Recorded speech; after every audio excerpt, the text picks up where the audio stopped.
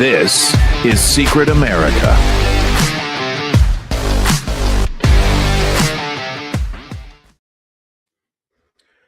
Welcome, everybody. I am Jack Danger, and apparently Jay Gatling disappeared. There he is. I don't know what happened there. What was going on there, Jay? I'm back. Okay. It's all good. Okay. So we actually have a very special guest for you today. It's international model, actress, and political commentator Lana Asanin. I forget how to pronounce her last name. She just told me, and I already forgot. How do you pronounce it, Jay? Definitely not asinine. Asanin, I believe. Yeah, definitely not that. Anyway, she'll tell me how much of an idiot I am that I couldn't pronounce her last name in a minute. But because I can't believe I forgot within like 30 seconds. I didn't already forgot how to pronounce her last name. But anyways, she's going to be in just a few minutes. But first, we wanted to go over with you guys something that we found for the NFL. And this is something that I found. I thought it was rather shocking, actually, Jay. And I wanted to get your opinion on it too, because this could actually prove that the NFL is not just rigged, but it's scripted. I'm talking about, and when I say scripted, I don't mean every single play. I'm talking about the scoring plays and the final score. Okay, I want to show you something here that, quite honestly, it's pretty crazy how these things happen. Because I just happened to find something where this person apparently, and actually, let me just go ahead and bring it up. That way we don't have to. That way I don't have to try to put it all together. I'm going to bring it up right here. Let's see. It's this one right here. Okay. So here it is right here. Sorry about that. Okay, here we go. So check this out. All right. I'm putting this up. Can you see it? I don't see it yet. Why is it not coming up there? Okay, there we go. All right. So check this out right here. This right here is something I want you to see. This is a post right here, a video of someone, and you can see the date. Okay, so Super Bowl 50 was a few days after this. Okay, it was Denver, and I think it was the Panthers or something like that. Yeah, it was the Broncos and the Panthers. Okay, and it was a few days after this. If you can see, there's this person he calls himself NFL is rigged, and his screen name on X, which you can still go find him, is NFL_is_scripted. Now, I want you to take a look at this. This right here, he is telling you, and again, this was like 6 or 7 days before the Super Bowl. He is telling you exactly what was going to happen. Let me pull it up right here so you can see it a little better, actually. I'm going to share this one right here. Okay, so you see this right here? This is incredible. I don't know how well you can see it, but at the beginning right here, he says, we found evidence that the NFL creates scripts for how some of their games should go. Here's what will happen in Super Bowl 50. And then he proceeds to go on and tell you exactly what is going to happen. And I'm going to show you that he's correct. I'm going to pull up the scoring plays, actually, for Super Bowl 50 from ESPN, because I want you to see this and see that he's not lying. It's absolutely 100% the truth. So I got the scoring plays, and I'm going to flip back and forth so you guys can see this. Okay, so first of all, what does he say is the first scoring play? He said the Broncos kick a field goal. And this is on February 1st, 2016. The Super Bowl was February 8th, 2016, a week later. So check this out, okay? He says the first thing is Broncos kick a field goal. The second thing is a fumble return for a touchdown by Denver. Here is the ESPN scoring plays. The first play, field goal by Denver. You see where it says February 8th? Whoops. You see where it says February 8th right here. So you can tell the game was on February 8th. Field goal by Denver, and then touchdown. Look at this, by Denver. Fumble recovery in the end zone. Is that not unbelievable? Look at this. Third play. He says it's going to be Carolina rushing for a touchdown. Third play, Carolina, 1-yard rushing touchdown by Jonathan Stewart. All right. Fourth play, Broncos hit a field goal. All right. Fourth play, Broncos hit a 30-yard field goal. And then the last two plays are up at the top right here. It's a Broncos hit a field goal. Well, it's the last three. Broncos hit a field goal. Panthers hit a field goal, and then Denver rushes for a touchdown. And you can see Broncos hit the field goal right here. Panthers hit the field goal, and then the Broncos rush for the touchdown. And the final score, he says, is going to be 24-10. He put this on February 3rd, 2016. What was the final score, Jay? 24-10. 24-10. He actually tells you a week beforehand. He says that he found scripts of the NFL's games. And if you think this is fake, if you think this is fake. It is not. And I'm going to prove to you that it's not fake. All right. I'm going to prove to you that this is not fake. I actually want to pull up the Grok thing right here. Okay. This is actually really, really incredible. I'm going to pull up the Grok thing right here. And I want you to see this because we actually asked Grok about this. That way we could find out, if it was fake or not. And you know what Grok said. Otherwise, I wouldn't be putting it up here. But anyways, this is what Grok had to say about it. He said the NFL scripted account did post the exact sequence of scoring plays and final score that the game was on February 7th, matching what occurred. Their last post was on February 4th, and they have not posted since.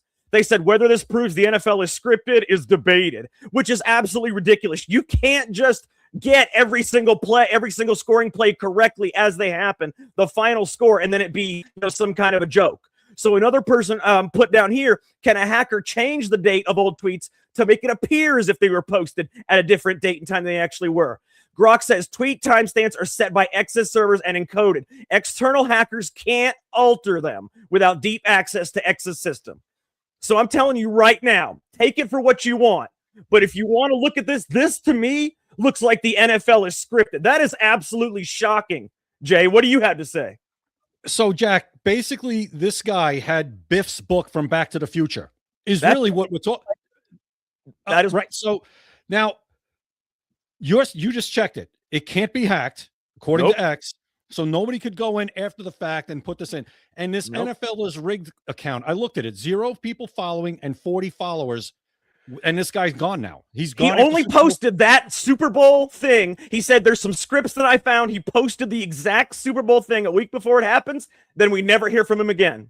And we have no idea who this person is. Obviously. No idea who them. Nope. Nobody knows who this guy is. So after that, he disappears. Yep. I don't know what to say. Other than the fact that, am I shocked, Jack? Am I shocked? Yeah, I'm shocked that we actually found this, that you found this. But am I shocked that the NFL might be scripted or not on the level completely? No, I'm not. I'm not shocked by that at all. And maybe there are people with some real heavy-duty resources that could really dig into this and maybe find out where NFL is rigged is now. Where is he? Yeah. Or her? And it's pretty amazing because that was Super Bowl 50. They actually came out and told you every single scoring play in the order that they were going to happen. And the final score a week before the Super Bowl happened. If that doesn't prove to you a little something, you take what you want from it. Is the NFL scripted? Well, would that guy be able to guess every single play in order? And I mean, that it's just not possible. Okay, it is not possible. And I will tell you that the NFL is a sports entertainment business. We found that the Jets fans that sued the Patriots lost their lawsuit against the Spygate thing because the NFL said they were a sports entertainment business, not a sports league. So the outcomes are allowed to be messed with, if you will. That's how they won that lawsuit. So you take it for what you want, Jay, but this is unbelievable. When I saw this, I was shocked, man. I mean, people want to go replay that on this. It's incredible. It's incredible. It definitely raises some real questions. Like I said, where is NFL's rigged? And it can't be like, oh my God, it can't be possible. Hey, did anybody think that in the NBA you would have referees rigging games? Did anybody think that and that was in the early 2000s, that was Tim Donaghy. And now we just had with Chauncey Billups and a couple other people, a couple of players. Was it Rozier? Was that his name? Yeah. Basically rigging, shaving points in NBA games, missing shots, getting hurt. So listen, to say that this can't happen, you can't say that. You can't say that this is impossible, that what Jack just brought you couldn't be true. Now, like I said, now that this is out there, NFL is rigged. Where are you? What happened to you? And how did you get that? Where did you find it? Did you somehow break into some server within the NFL office that had a script for the Super Bowl 50? I don't know. And Jack, here's my thing. Was there any unusual betting activity that day? Yeah. That's a good question. That's very possible to go back and look at, right? Was there any real heavy action on any of those particular plays that you just mentioned, one way or the other? Because every play in the Super Bowl is a bet, right? The prop bets are out of control. It's, the coin toss. Who's going to score first? Is it a field goal? Is it a touchdown? Is it a run? Is it a pass? Now, is it a fumble? How many turnovers? Everything's a prop bet, especially in the Super Bowl. So that's another thing people could look at. I mean, it's amazing. Now, real quick, we're going to bring in Lana real quick. But before we do, I just wanted to recap real quick. This person is a poster who posted every single scoring play a week before the Super Bowl. He posted every single scoring play in order, who was going to score and how it was going to happen. And he posted the final score, and he said he found some game scripts, and this is exactly what was going to happen. So he actually told you everything, every scoring play in order, right before, a week before it was going to happen, told you the final score. Even Grok said that these posts were authentic. Grok said these posts were authentic. Let me just put that out there. These are not fake posts. This is not fake. So you take from it what you will, but I'm going to go ahead and bring in Lana right now. She is an international model, an actress, and a political commentator. And the reason we're having her on is because she's a very smart person when it comes to politics. And I really believe that you guys can learn something from her. Lana, welcome. Thank you for coming here. Hi. Hi, Lana. How are you? Nice to be on your show, Jack. Danger. I was saying there all you the go. time, Danger. I'm like, what the hell? Wait, is that why, Jack? I guess you owed her one for the last name. Is that what it was? Yeah, see there. Now you can't be mad at me for mispronouncing your last name because we both. Yeah, thank you, Jay. Did. Thank you. You said asinine. Okay, that's bad. Hey, well, you called me Danger, so I would rather have assassin, than asinine. Yeah. I mean, I'm more of an assassin person, but it's okay. I forgive you. It's actually Asanin. So, but Asanin. Thank you. Asanin. I forgot that within 30 seconds somehow. I don't know how that happened. I have no idea. Okay. I know a lot of people can't pronounce it. I mean, it's an unusual name because where I'm coming from, my parents are Serbian, and it's not a typical Serbian name.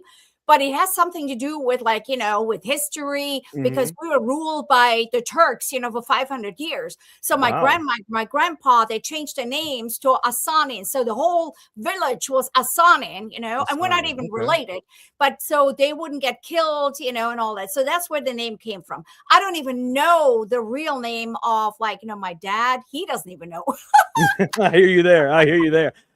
Real quick, since we got you here, I know a lot of people, they're fascinated by people that are in show business. You were an actress, you were in, Deal or No Deal, you were one of the models with the suitcases, which is really cool. That's awesome. And then you were also on The Mentalist and a bunch of other things. Tell people what is it like being an international model and an actress? Give people a little bit of the behind the scenes kind of thing. What's it like? Well, you know what? I grew up in Germany, but I am of Serbian descent. So I was traveling when I was 16. I literally, like a photographer discovered me and said hey, you know what? You want to be a model? I think you look great. And, normally, as a model, I was thinking, hey, you know what? You got to be super tall. I'm not that tall like people think, I'm 5'6" something, and usually models are 5'9", 5'10". So I was like, oh, okay, is this guy joking? And he said, no, we're going to do a photo shoot. So, which I did, and he brought me to this agency, this number one agency in my town. And the first thing they said, well, you're kind of short. I was like, okay. And they're like, well, if you were 5'9", 5'10", you were a supermodel. I'm like, well, thanks for saying that. Oh, wow. Should yeah. I extend my legs, cut them off or something? Yeah, that was nice. Yeah. Great. But guess what? You see, you never know. So they took me on. They're like, okay, but we do like your face. We do like your body, and let's do it. And guess what? I brought them so much money, and they just loved me. That's how my career started. That is cool. I was just... yeah, I was traveling around it, and it was such an incredible feeling because I love traveling. I'm an adventurer, and, you get to travel all over Europe, get to experience all this kind of amazing, like different cultures, different food, and just the people. And I love that. And and then from being in Europe, I went to Asia. They transferred me to Asia. That sounds kind of weird, right? They transferred me, but that's what happens. They tell you okay, go to Asia, and that's where I ended up. And I was doing the same thing. So to answer you the question, what is it like? I mean, to me, it was an incredible thing. If you like to travel and you like to see the world, it's probably the best job that you can ever have. Because you do make money, you do the things that you like to do, and you get to meet nice people, and you get educated, and you get to learn about so much about the history from around the world. So Wow. Then, like, I'm just going to cut it short because I don't want to talk about, but like, so I was in Asia, and I was huge in Asia. I did everything pretty much, and it was incredible. And then when I came to America, because I was fed up with like Asia, I'm like, okay, I'm done. I did everything I could do.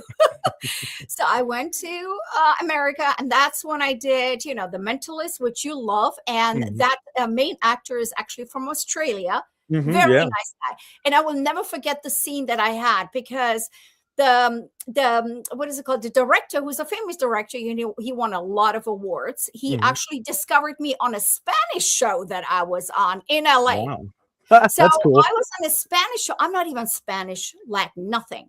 But I got chosen to be the main girl, and all the Spanish girls did like the bad part. So this isn't crazy, like what I went through.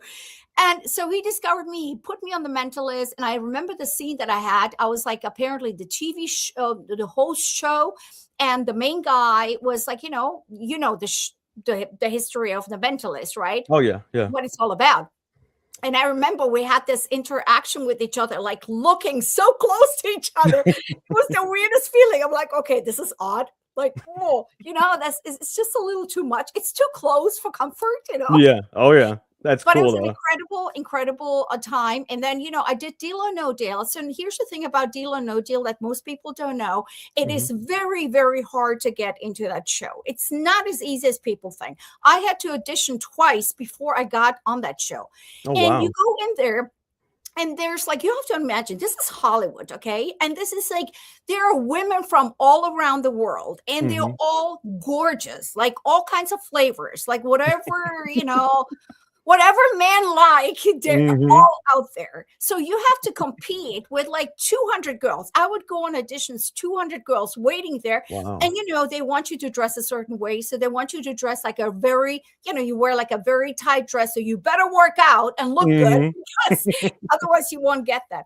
But it wasn't only about that. It was also about, like, how smart are you and what are you doing? So they were looking for women that, not just the looks, but the brains, and a lot of these girls, they were studying, I don't know, to be a doctor, to be a lawyer, or whatever, whatever was interesting to them. That was what was interesting for the producers. And, so yeah, you go in there, audition with 200 girls, great, right? And you don't even know if you get the part, but I got it, and it was amazing. I was so grateful, because this was the #1 TV show, game show in the United States. Was Howie Mandel at the audition? No, Howie Mandel, no, he wasn't. And Did you get to open your suitcase? Well, that's a good question, because a lot of people ask me. So here's the thing. In our contracts, we had a contract we had to sign. Obviously, we cannot not open the suitcase. But because I'm a rebel, so and I was just like, while we were rehearsing, I tried to peek in the suit. I was like, let me peek in there, And as soon as I tried to peek, Howie Mandel, do not open that case right now. I was like, oh, okay. You got yelled at by cool. Howie Mandel. He yelled at you. I was like, that's cool. I would have lost my job, because you see, the thing is, like, they want you, all these facial expressions that these girls were doing, like, oh, wow. Yeah. Oh, yeah. Did they pick you, though? Like, when you on the show, did they pick you to let you open your case on TV? What do you mean? Like, how they pick like number 12, and then you're holding. Yeah. I was the girl who got the $1 million. Absolutely. Really? Yeah. Oh, wow. That is awesome. I'm going to have to check that out. That's cool. That is cool. Yes, I was number 8, and I had the $1 million case. And but all these facial expressions, they were all natural, because that's what they wanted you to do. You don't know what's going on. Like, you don't know what number, and you're like, oh, whoa, yeah, woo. All that cool. stuff. So cool. It was really, really nice. So there were 26 girls. And you know how women are, they get a little catty. But I was actually, I was fine with everyone. I got along with everyone. That's cool. Well, Yeah. So beyond just being, the international model and an actress, you're also a political commentator. So I know we want to talk to you a little bit about that, because we do a lot of that on this show here also. And going through, some of your posts, and we've talked before, and I was just curious if you thought, because based on some of your posts, it kind of seems like that. I was just curious if you thought going to Charlie Kirk's death, Do you believe that Erica Kirk had something to do with it, in even the smallest of ways? Okay, so I have to be careful with that because I know like people follow and it's crazy. A lot of people disagree with me, which is fine because we're supposed to be in a country, freedom of speech, right? So we can agree to disagree. I would say I like, again, I don't know all the details, but my intuition, what I feel like, what I think, I would say maybe a tiny bit. It's a possibility. Yeah, it's a possibility. Yeah. It's just that, listen, I actually spoke to one of my family members about 2 days ago, and I asked her, and she's in Germany, okay? And I was like, hey, what do you think about Erica Kirk? And the first thing she said, boy, I said, something is up with that lady. It's like, I don't know what's going on, but that's not normal. And to me, like, listen, if my husband, who was super, like the guy who's trying to change the world and trying to like change the youth and unite them. That's what Charlie Kirk was doing. He was educating the youth and he was debating. He wasn't like, cutting people off. He actually was listening, which I liked. He was a great man and he was trying to educate the youth, to be better. And he did a great cause. I love that. And but the thing is, like if my husband was doing that and somebody shoots him like in broad daylight like that for everyone to see, I would be so devastated. I would be home with my children. Okay. I would be crying like crazy and it would take me a long time to get back, and do what he is doing. And I understand that, turning point and everything, she's trying to like continue his legacy, which is good, but come on, seriously. I mean, you're the wife. There are people that you can actually get into, like maybe like hire someone in the meantime, it doesn't have to be the whole, but in the meantime, hire someone and go on tours and tell people that this is not the end. It's going to continue, and you can always come back because you are the wife, and people will understand that. But she's out there pretty much advertising. And I don't know why people can't see that. I'm sorry, but she is everywhere. Everywhere with her, like, I don't know, 10 rings. She looks like a gangster to me. Sorry. I mean, what? So come on, really? I mean, classy women don't wear like rings all over. That's kind of weird to me, but that's just coming from a fashion point of view. Let me just say this. Everybody obviously grieves differently. Right. It is a completely shocking thing that happened, beyond shocking to all of us. Definitely. And it is from an outside point of view to say let somebody else take Turning Point over is kind of like, I don't know how I'd feel. I don't know if I'd want to hand the keys to somebody else when my husband or my, say my wife put her life into that, or his, you know what I mean? Well, I think she's saying it would be a temporary thing while you're grieving. I don't know if I'd want to let go for a minute. I don't know. And it's hard unless you're in that situation. Yeah, exactly. And I just, when I see her, I know, here's what we do know. She's a grieving widow for sure. But let me tell you. I just want to kind of give her the benefit of the doubt is what I want to do. That's me. Everybody's got their own opinions. Sure. Right. But it's just like, okay, this is going to sound weird and has nothing to kind of like, I'm trying to compare it, but let's just say, which is totally different. Let's just say you own a restaurant, right? And some, like your wife dies or your husband dies. What do? You're going to close the restaurant. You're going to be like, okay, wait, until I get better, you can't do that. What do? You hire somebody, a manager, take care of it. I'll be back. And there already were people that could have taken care of it, like Andrew or. Yeah. Right. It's a weird comparison, but I'm just putting it kind of in perspective. Yeah, I mean, but this is a multi-million-dollar organization that has so many people working for it. I don't know if she felt some sort of responsibility to say, I want to make sure this keeps going because the people that work there are like family to me as well, that Charlie took care of, that, Charlie relied on. I'm just trying to look at it from the other angle. And it's a grieving widow. It's a mother. And I everybody is entitled to their opinion and to ask questions, but I feel like kind of it's gotten a little bit too far in some respects of just say, lay off her for a little bit. Maybe like a Candace Owens kind of thing. Like, let her just do what she's got to do for now. That's how I feel about it. I can see both of your points though. I mean, both of you have good points on both sides. Now, I personally have my own opinions about that, but both of you make great points, for either side. I will say, one of the funny things though I see, and I keep seeing it on X, and it's hilarious whether you think it's negative or not. There are posts out there that say like a point of view, or says somebody, my husband just, everybody grieves differently or something. And then it says Erica Kirk, and it shows like celebrations, or, just something hilarious, Like dark and I'm humor. sorry. It's dark humor. It is, but it is funny. I saw that too. It is funny. I did post something about it because I thought it was quite funny. There was a Mhm. post that I did, with this girl who was like holding like money in her hands and like Yeah, I crying saw with that her one. Yep. tissues and stuff. I mean, listen, I get your point, Jay. I do. Like, again, we're here to debate, and we all have our opinions. I just feel like, from a woman to another woman, and also, don't get it wrong. Like, I've been in acting, you know what I mean? And I know when something is off. Okay. So Mhm. not that I'm saying that she's per se acting, but I mean, come on, really now? She comes off as affected. No, she comes off as affected for sure. I get that. So, Yeah, okay. So here's I the get thing. Like, if I wipe my tears, like every time, listen, if I'm devastated, I'm crying. You will see my tears dripping down my thing. I'm not going to be a tissue.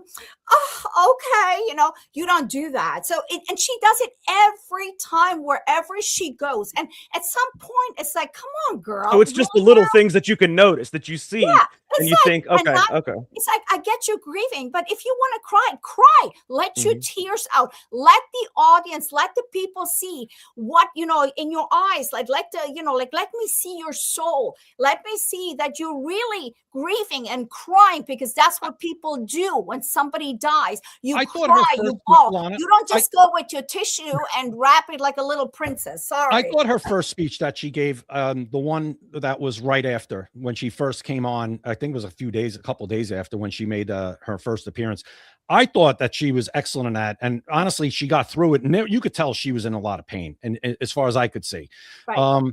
And I saw her interview yesterday with Shannon Bream on Fox. And I thought she did a good job yesterday. I didn't think she was overly dramatic in any way. And I get what people are saying. She seems very affected.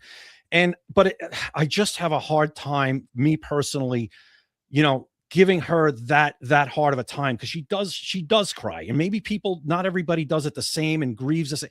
And when it's such a shocking thing, and she's been given this amazing responsibility now that she has taken on voluntarily, I agree, but she's taken it on to try to keep Turning Point going forward. And Turning Point was such a huge part of President Trump winning this election.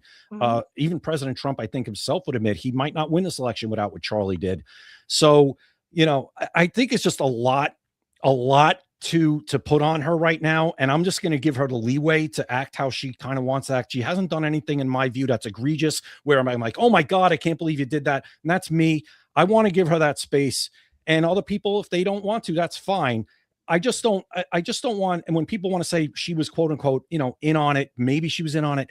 I need something to do that to somebody. I need something kind of concrete to go there with. Well, nobody here is saying, even her, she's not saying that she's for sure in on it. It's just a possibility. And I'm going to say, even though I don't think she was, it is a possibility. Everything is on the table at this point. Listen, I mean, you know what? When you think about it, let's go back to 2020.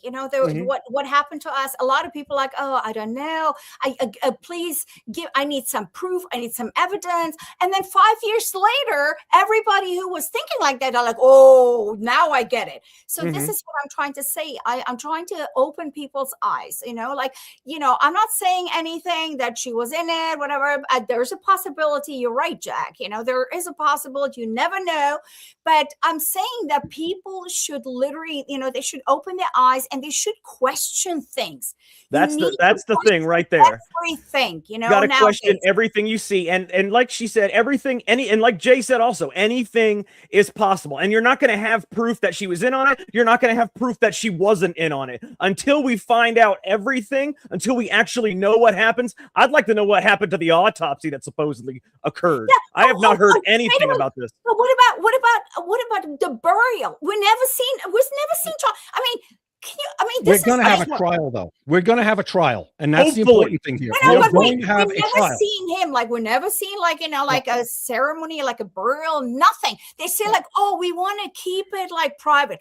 I mean, come on. If President Trump dies today, there is going to be a burial, and everybody around the world will He's see. not the I think the president, main though. thing that matters is the autopsy, because the bullet, if it is the actual bullet, right? Because right now they're trying to say it's one thing, but see, the autopsy would tell you if he was shot, where he was shot from, what the actual bullet was, things like that.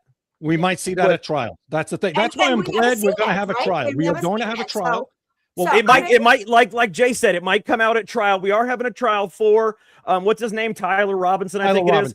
I saw that today on TV. Yes, it will be a trial with cameras in the courtroom. That will answer a lot of questions. That will be really good. Let's move on to something else, though, real quick. Let's just move on, because we can talk about this all night. So let's move on to some. So Lana, I like you guys. It's awesome. We should do this again. It's always a lot of fun. You know, I love people with differing opinions. You know, other people, like even some of the listeners, may not be able to handle it, but it's differing opinions. You know, the free exchange of ideas is what makes America great. Okay, we can't just all think the same way. All right. Anyways, I just wanted to know, for everybody out there, do you support Donald Trump, or are you more, because I know I want to know one thing: do you support Donald Trump? And two, who do you think is going to win the midterms? Because I saw a poll that came out today that said Democrats have an 80% chance to win the House now. Okay. Well, yes. Do I support him? Yes, because back in 2016, when I got my citizenship, and obviously, it was my first time to vote, so I did vote for President Trump. Cool. I believed in in the things that he wanted to do, and I also met him way before he became president, so I really liked him. He's a very nice guy, very cordial, very respectful, and I met Melania as well. So to me, it was like, hey, he's the best choice, for America, because he is not a politician. And, America is based on business. Everybody does business with America. So you need a business person. You don't need a politician. I was thinking who the talks same like thing. Yappity. But, you can talk all nice all day, but they don't do anything. I mean, look at what we had. Look at Obama. Look at, Biden. Oh, my God, I can't even think about him. Oh, my God, and then look at all the other presidents. All they did was smooth talking, but they didn't do anything. All they did was war, more war. Let's do more war, because the more war you have, the more money for them.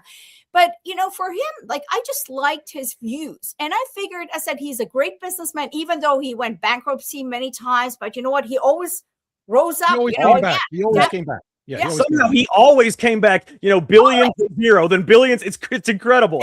Exactly. But that's when he's a great businessman, because it happens to everybody. I mean, the big people, whatever, and the thing is, so I figured, I said, this is America, they're defending, they are the business. Everybody wants to do business with America. So you need someone who can figure out the whole, I don't know, what do you call it? In the whole thing, how do we handle this country? I mean, you can't the economic policy and all that. But you're absolutely correct. I was thinking the same thing about, we need a businessman. Back in 2016, this guy knows how to fix economic policy. Look at what he does with his own self. He can do that with America. I was thinking the same thing, though. Well, I'm gonna age myself here, and I'm older than both of you, a lot. And with Ross Perot back in 1992, when he ran against Bill Clinton and George H.W. Bush, who was the incumbent at the time, a lot of people gravitated to Ross Perot for that reason back in 1992, because at that point we felt we need a businessman to run the country. And if Ross Perot didn't run in that election, Bill Clinton doesn't win. Ross Perot ended up taking votes from George H.W. Bush, but it goes back that far. And then since then, we've had other people throw their hat in the ring, like Steve Forbes, Herman Cain. There's been others, but President Trump, Donald Trump, first of all, the name recognition of him as an icon before he was president. He was a worldwide known figure, just being Donald Trump. His name was on buildings all over the world. So when he came in and he finally just started saying things that we all said all the time, and we said, this is somebody saying things that I would have said, that I want to say. And I think that's also what his appeal was. And to somebody, especially, Lana, like you, who's this, that was your first time voting, I think that appealed to people that said, oh, wow, this is something different. I never thought I'd ever see something like this in politics, especially American politics. And I think that probably appealed to somebody like you. Absolutely. I think what I really like, what really attracted me to him, being a president, because he spoke to the people. He spoke like a normal person. Yes, he curses he cursed, but it's hilarious when he does that too. And it's like, he goes like, some people go like, why is he talking like that? A president doesn't talk. I said, like, would you want to have a president who smooth talks, but he doesn't do anything? I said, I want the real thing. That's what America wants. They want someone who speaks to them in a way that they understand. You know what I mean? I don't want that mumbo jumbo gibberish political shit, because I want something that I can relate to. I was like, oh, that makes sense. Okay. And that's what Donald Trump is. So I said, would you rather have the boss that is nice to you, but stabs you in the back? Or would you rather have the boss that you know exactly where they're coming from and you know exactly what they expect? Correct. That's what I'd rather have. Yes. And he's been absolutely great. I want to ask you both though, what do you think about today with the first land strike in Venezuela? We were striking the drug boats that were coming, they were in international waters coming from Venezuela towards the US, carrying, loads of drugs and fentanyl, and we were hitting them with drones. We were striking them. But today was the first land strike in Venezuela. Do you guys, either one of you can answer, do you guys think that this is the start of a war? Are we going to go to war with Venezuela? Lana, you can go first and I'll go after you. Go right ahead. I mean, you know what, to be honest, I did not watch that, so I don't want to. It just happened. It just now happened. Just happened today. Yeah. Oh, it happened. Okay, so I didn't watch that. As far as war, honestly, you think we're going to have war with Venezuela? Maybe we should look into our own country, what's going on. And I honestly believe that there is going to be a war, not with Venezuela, but I think with ourselves in this country. That is my opinion with everything. Very possible. I thought that was going to happen in 2020. I think there already is in a way. You're talking about a hot war. We have we have, what is it called? Not cyber, what is it called? Internet war, whatever you want to call it. Yes. But I think with everything that is happening, look, guys, we were we were already divided, during Obama regime, he was dividing people. Okay, it's black or white. And you could feel it. I remember when he was president, I was like, all of a sudden I felt like, oh my God, every black person hates me right now, because that's exactly what I felt back then. So he divided the nation. Whole division, okay? Yeah. And it was going on and on. And now it's like, it's getting further. So now we had COVID hitting, then we had people who believed it, don't believe it, and then they were hating each other. I lost a lot of friends back then because they were so ignorant. They're like, oh yeah. And I'm like, okay, well, during 2020, when it first hit, I was like, I'm telling you, I knew right away the moment when they said something, they closed the whole world, and they were talking about, Biden was talking. I was like, oh yeah, no, it wasn't Biden, but it wasn't Biden, sorry. But yeah, but it was like, it was like airborne, whatever. I'm like, airborne? I said, what the hell are you talking about, airborne? I said, we would be all dead. I said, you have all these homeless people that are full of diseases, and then they're not wearing any masks and they're fine. So how can you tell me we're airborne? It's stupid. However, so that's when it started, another part of the division between people believing, not believing, and then they didn't like each other. Then it was going further, with this whole LGBTQ and this trans thing. Oh yeah. It's all meant to divide us. And in 2020, actually 2021, during the COVID thing, that's when I thought that there was going to be a civil war. It was all coming to a head. I even bought an AR-15, lots of ammo and clips. Let me tell you right now, I thought there was going to be a civil war, and it kind of got squashed once Trump became president. Kind of the civil war thing kind of calmed down, but it seems like it's ramping back up again. With everything that the left is doing. They killed Charlie Kirk. I thought, honestly, that was going to be the start of it. That was the first shot. That was shots fired at Fort Sumter, during the Civil War. That's what it seemed like. But you know what? We don't fight back. It's even further right now. It's like, like you have people that in the Republican conservatives that are also fighting with each other. So this is the thing. As soon as we start doing that, fighting between each other, eventually something is cooking, something is brewing, and I can feel it. My intuition is telling me that's when we start a war. What are we going to do? Are we going to be like, whoa, you know what? You're a liberal and I'm a conservative. I'm not going to fight with you. I mean, you can't do that. It has to be at this point, like, yes, there's conservatives and there's liberals or Republicans, Democrats, whatever. But you know what? People really need to start thinking about America, being an American, for crying out loud. It doesn't matter what freaking color you are, whether you're black, whether you're white, whether you're Asian, whether you're Indian, well, whatever, I don't know. but you gotta think as an American. I mean, I wasn't born in this country, and I feel like I'm more of a patriot than most Americans who are born in this country. Oh yeah. I've been, I came here legally and I fought for it and I did everything by the books. And I'm, like, it makes me so angry to see what's going on right now, like, and I always said that, Lana. I always said that people who came here legally did everything they were supposed to do, jumped through the hoops, paid the money, waited their time. I always said they're the ones that are probably more upset about the illegal immigration than national citizens. Oh, I get that. I totally get that. And what you also brought up about the conservative movement, the coalition that President Trump and people like Charlie Kirk formed, which was an amazing coalition as far as Black vote, Hispanic vote, women's vote, youth vote, that coalition is fracturing right now. And going back to the disagreement we had, right, where we'll agree to disagree, we can do that without fracturing this coalition. That's what has to happen. It's good to have these discussions within the Republican conservative tent. It's good to have that. It leads to better ideas. It leads to solutions that maybe one person wouldn't have thought of without hearing another point of view. So I think that's important, but it's so important that we don't allow these disagreements to fracture this coalition, because if we let that happen, we're going to lose.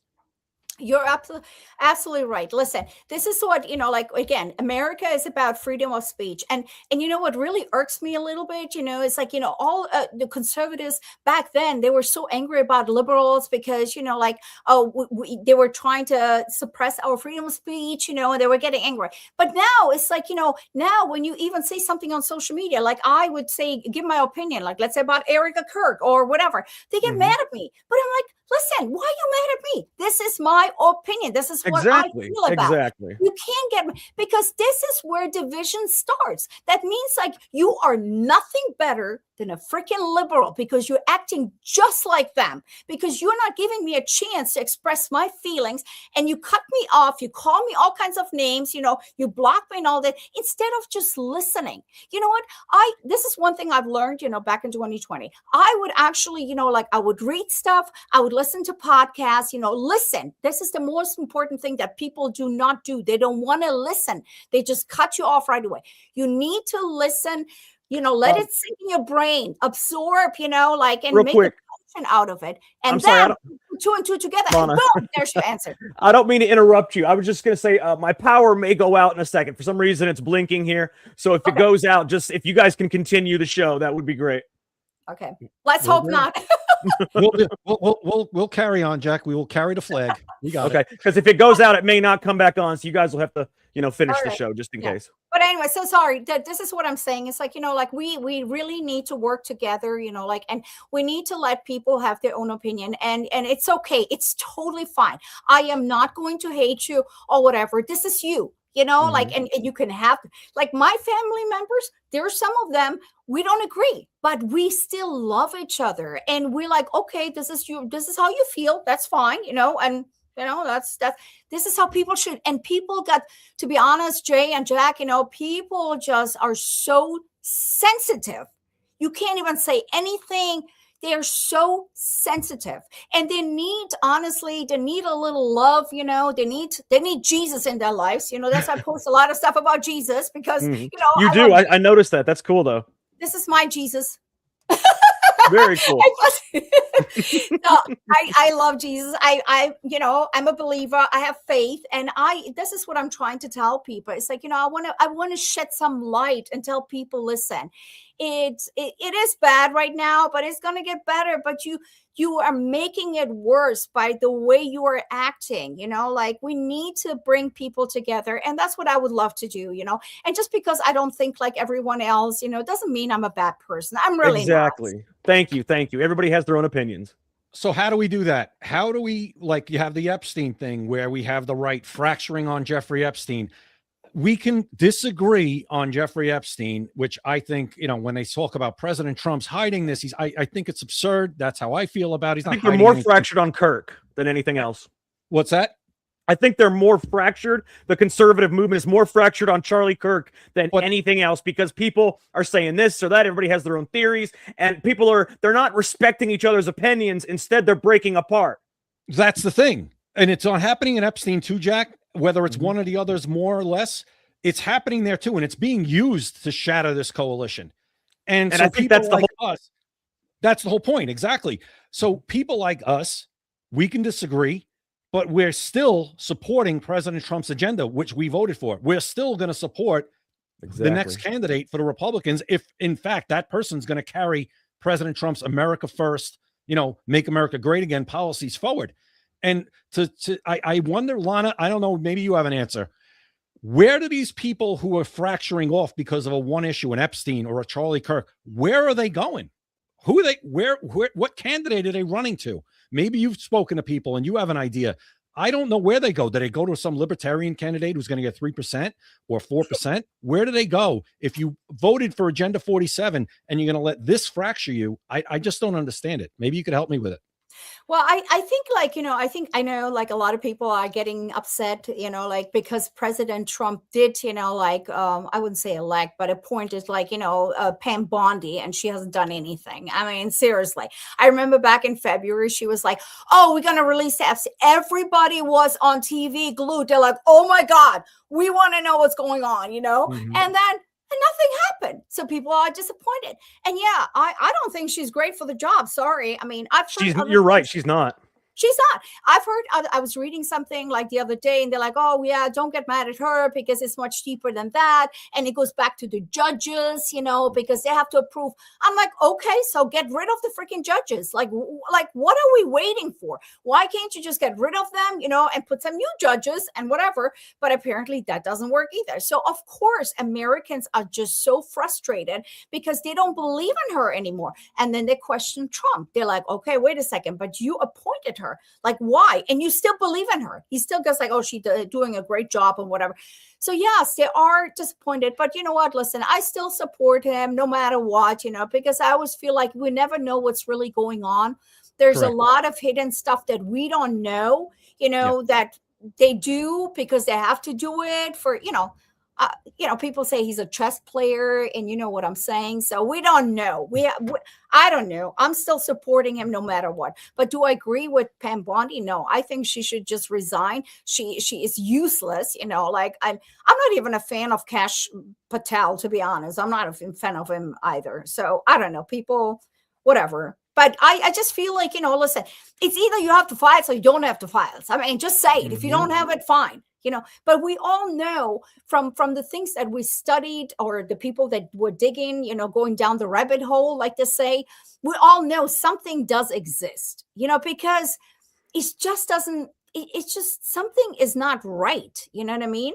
So there is a list, there's something out there. And we all know, so. I feel like if there was, Lana, it's gone. That's what I feel about it. Kind of like JFK, they got those files. I feel like there was ever anything in there that would directly implicate the CIA or the mafia or anything. It's gone. And that's kind of how I feel about the Epstein thing at this point. I just know this. If they ever had anything from jump, Lana, that President Trump would have been implicated a long time ago, and it would have been released a long time ago to get rid of him for good. And it never was. So if they didn't do it, that means they never had it. You're right. And we all know the CIA is like, they're specialists with making things disappear. I mean, that's their forte. They know exactly what they're doing. So I wouldn't be surprised if it's gone. I mean, you know that, Jay, right? I mean, being in the law enforcement. Yeah, sure. Yeah, listen, I don't trust the CIA. And you brought up Kash Patel. I like Kash Patel. I'm still giving him a chance. He is the guy we wanted. You know, a lot of us did want him. We never thought we'd get him, right? I mean, we never thought he'd get over the hump. We got him, and I'm still giving him a little grace. Jack, I know you don't agree with me. After what we discovered on our last episode, we discovered something huge on our last episode. I can't give Pam Bondi needs to be fired and possibly arrested for what we discovered on our last episode. We discovered that there was a plot to actually remove Trump as president in 2020 had he won the election, and they are now using that plot to remove him after the midterms in 2026. And it all has to do with Jeffrey Epstein, the redacted files that they just released, and how they were easily made unredacted by the DOJ, and they all have to do with Trump. And they all have to do with Trump right before the 2020 election, even though they happened 20, 30 years ago. Every single one of these reports happened right before the 2020 election. So I happen to think there's someone in the DOJ that is actively committing treason, trying to remove President Trump by illegal and untrue means. And that all those decisions go through Pam Bondi. That's all I got to say. Kind of like an undercover person. Very similar. And, like I said, so there's two things. One, Pam Bondi, the Democrats don't have a negative thing to say about her. And I find that very weird. And two, she hasn't arrested anybody. Any big time Democrat, she don't arrest them. But they also have nothing negative to say about her. If there's somebody against the Democrats, when have you ever known them to hold their tongue? Right. Well, you know what? It could be very well. I mean, we all know it happens all the time, we knew that before when Trump was president the first time. He had all these people, and all of a sudden, he discovered they were all snitches, and then he get rid of them. So this could be maybe another person, maybe. Well, that's why we were really hoping he would watch our previous episode, or it would get out somehow, because it has 200,000 views, but I still don't think he was able to see it, because he really needs to look into the DOJ. He really needs to look into Todd Blanche and Pam Bondi, and quite possibly Kash Patel and the rest of them. We kind of lose sight of that sometimes, where we say, oh my God, I can't believe that President Trump hasn't seen. He doesn't see a lot of stuff that we see. He's the president. He's got so much stuff coming at him 24/7. I mean, every second of every day.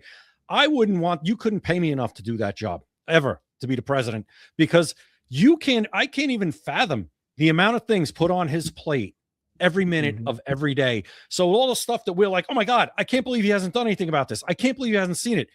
He probably hasn't seen it. And quite honestly, usually when he does get wind of something, he does something about it. That's what I love about him.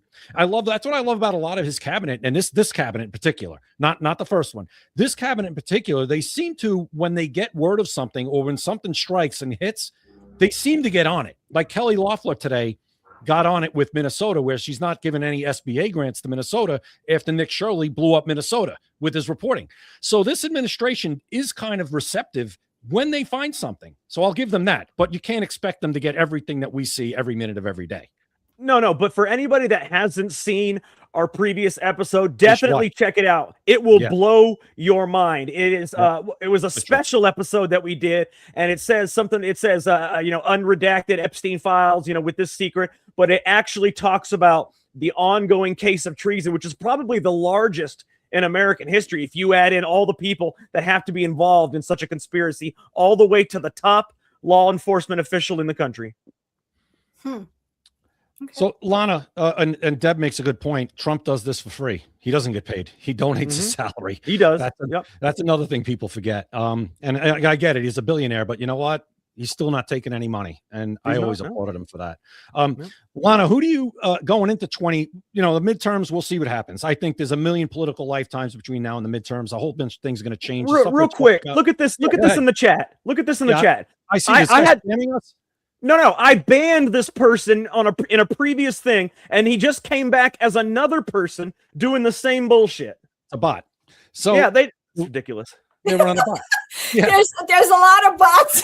A lot of bots. There's a lot of bots. I had to ban him again and delete all of his messages. I get all the porn bots, but okay. Oh, God. That's funny. That's funny. The nonsense. I could just imagine. Yeah. So what I was saying is a million political lifetimes between now and the midterms. A lot of stuff we're discussing now might not even be a factor. Who knows? So many things change every day. Big stories come up daily. Especially in this political climate. But Lana, let's go into 2028 because we could kind of, even though it's further away, we kind of have a grip on who we think the nominee could possibly be to replace President Trump. J.D. Vance, Marco Rubio, maybe a Marco Rubio, J.D. Vance ticket, maybe a J.D. Vance Tulsi Gabbard. What's your, what are you thinking right now as far as 2028? I mean, we don't have much choices, really. I was actually hoping, to be quite honest, somebody new will come in. But I think so far, I guess maybe JD Vance. I don't think Rubio. And I know it's going to sound funny, but when you look at all the presidents, they had a certain height and certain kind of status.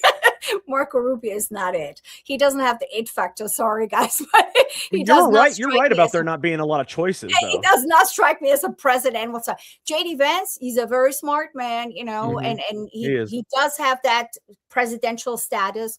I don't know, whoever. I mean, unfortunately, we don't have Barron because he's still young. Barron. Now that's going to be the future right there. See, Charlie Kirk was going to be president, but and I think that's one of the reasons he was killed.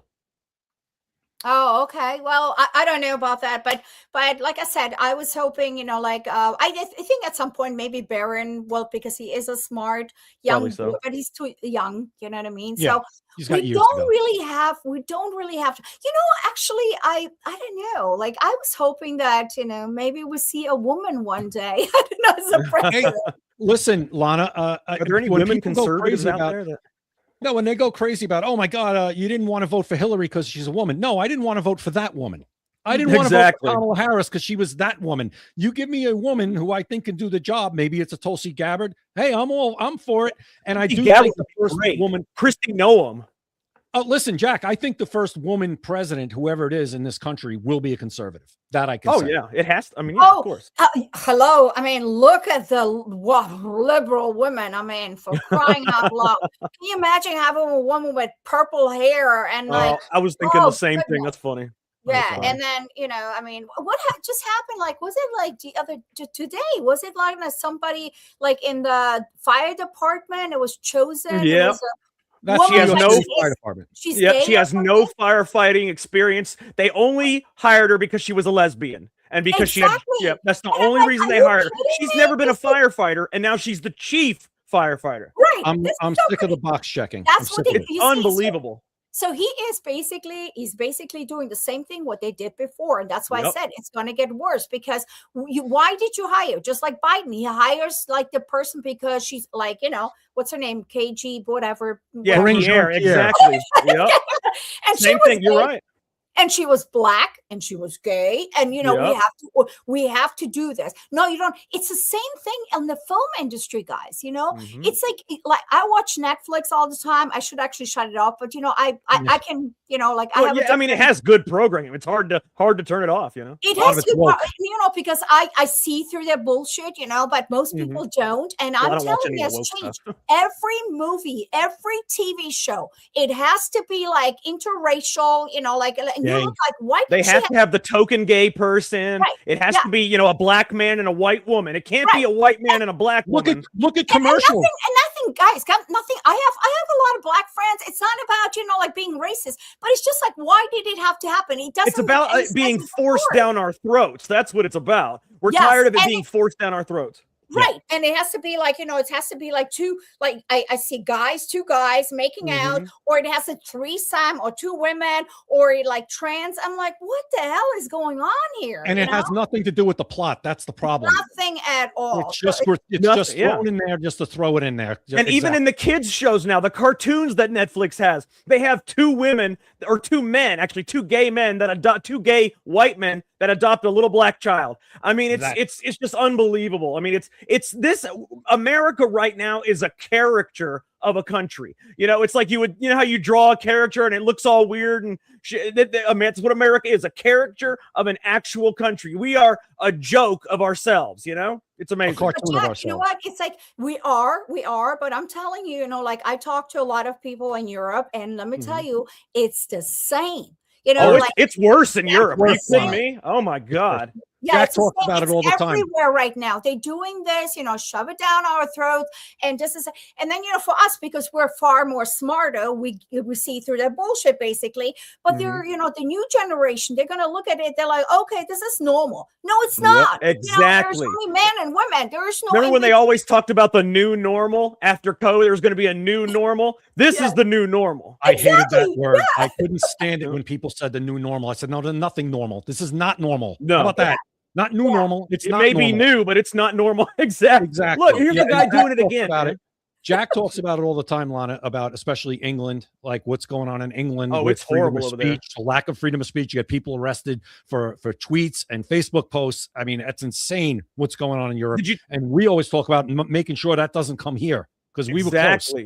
And digital ID would be the beginning of that. And I told him, I just want to tell you real quick, Lana, did you know that in Europe, in the last 12 months, and in the last year in Europe, there have been 12,000 arrests of people that for social media posts. 12,000 arrests. And they're not arresting migrants that rape little kids, but they will arrest you if you go on social media and say something negative about that migrant that raped that little kid. Yeah. Yeah. Well, I know, like, because I travel, I go visit my family twice a year. And I can tell you this, I mean, in Germany, because I was born there, and I watch, the news, and I can tell you one thing, it is so crazy. In order to get like a conservative, like a news show, you actually have to pay for it. So the normal people that are watching, they're watching all like such as CNN, CBS, all the liberal one. So they're so brainwashed. They're indoctrinating the whole country and they don't know anything. So when I talk to people, they're like, hey, what do you mean? I didn't see that. I was like, don't you watch it? Don't you go and maybe educate? Oh, no, I don't have time. I have to work. And that's exactly what they're doing. They're making you work, like until you can't do anything, because that's exactly what they're trying to do. That's the agenda, to work you to death. All you do is work, pay rent, and go sleep. And that's it. You have no time whatsoever to watch the news, what's really going on, because that's their agenda. They want to keep you away from the truth, So there are some few lucky people, who are like really go like, wait a second, let me dig in deeper. What's going on here?